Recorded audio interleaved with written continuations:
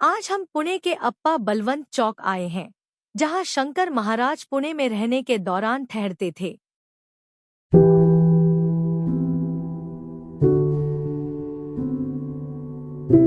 यह वाड़ा बलवंतराव खंडेराव मेहंदले का था। वे सरदार अप्पा बलवंत मेहंदले के वंशज थे, जिन्होंने मराठों और रोहिलों के बीच हुए पानीपत के युद्ध में वीरता से युद्ध किया था। सरदार मेहंदले ने यह विशाल हवेली बनवाई थी, और क्योंकि यह मेहंदले परिवार की संपत्ति थी, इसलिए इसे मेहंदलेवाड़ा के नाम से जाना जाता था।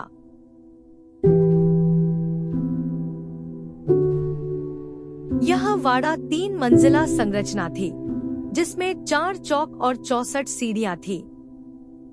दुर्भाग्यवश आज यह वाड़ा केवल उसके वर्णन में ही अस्तित्व में है। इस वाड़े का अग्रभाग बारीक नक्काशीदार सागौन के स्तंभों से सुसज्जित था और भूतल पर लोहे की कीलों से जड़ा हुआ एक विशाल डिंडी दरवाजा था। पहली मंजिल पर दीवान खाना स्थित था, जिसका उपयोग आधिकारिक समारोहों के लिए किया जाता था। दीवान खाने के पास ही पंचखानी नामक एक कक्ष था, जिसमें घर की महिलाएं रहती थी। दूसरी मंजिल पर आरसे महल या शीश महल था। 4 चौकों में से 3 चौकों का उपयोग मेहंदले परिवार करता था, जबकि चौथा चौक नौकरों के उपयोग में था। इन चौकों में बड़े पत्थर के हौद, तुलसी वृंदावन तथा ऐसे प्रवेश द्वार थे, जिन्हें पर्वती और शनिवार वाड़ा तक जाने वाली गुप्त सुरंगों के मार्ग के रूप में बताया जाता है।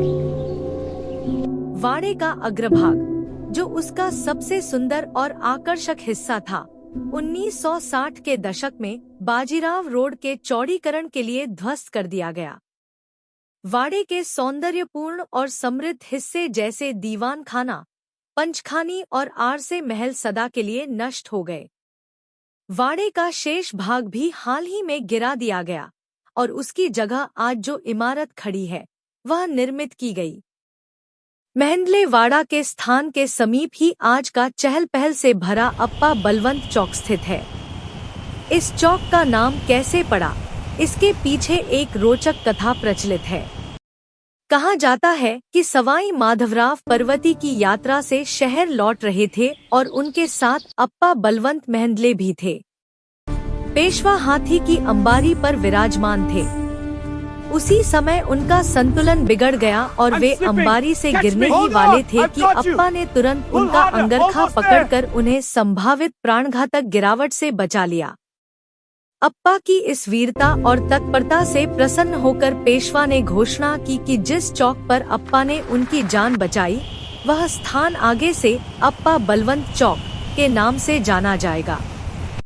बलवंतराव खंडेराव मेहंदले और उनकी पत्नी शंकर महाराज के महान भक्त थे। इसलिए जब भी शंकर महाराज पुणे आते थे, वे मेहंदले वाड़ा स्थित उनके घर में ही ठहरते थे। शंकर महाराज ने यहाँ अनेक चमत्कार भी किए थे। आज यहाँ उनका मठ निर्मित है और भक्तजन यहाँ आकर उनके दर्शन कर सकते हैं तथा आशीर्वाद प्राप्त कर सकते हैं।